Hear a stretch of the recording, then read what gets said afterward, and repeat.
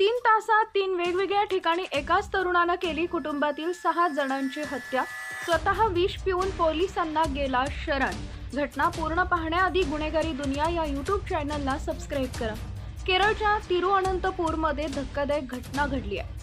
एका 23 वर्षीय आफन या तरुणानं त्याच्या आजी, भाऊ आणि प्रेयसीसह 6 जणांची हत्या केल्याचा पोलिसांसमोर दावा केलाय.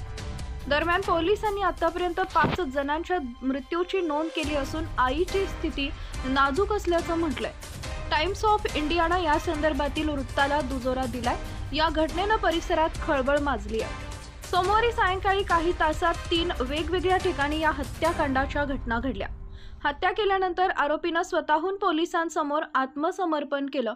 त्यांच्या कुटुंबियांवर मोठं कर्ज होतं, त्यामुळे त्यानं त्याच्या कुटुंबातील 6 जणांची हत्या केल्याची माहिती पोलिसांना दिली. गल्फमध्ये त्याचा व्यवसाय होता. हा व्यवसाय डबघाईला आल्यानं त्यांच्यावर कर्जाचा डोंगर वाढला होता. दरम्यान त्याच्यावर माहितीवर संपूर्णपणे अवलंबून न राहता पोलिसांनी अधिक चौकशी सुरू केली. त्याचा मोबाईल फोन जप्त केला असून त्याचे कॉल डिटेल्स चेक केले जात आहेत. तसंच त्याला ड्रग्जचं व्यसन आहे का हेही तपासलं जात आहे. दरम्यान आफन आणि अफजान हे दोघे गल्फ इथं त्यांच्या वडिलांबरोबर एक व्यवसाय करतात. मात्र व्यवसायात नुकसान झाल्यानं ते केरळला परतले होते.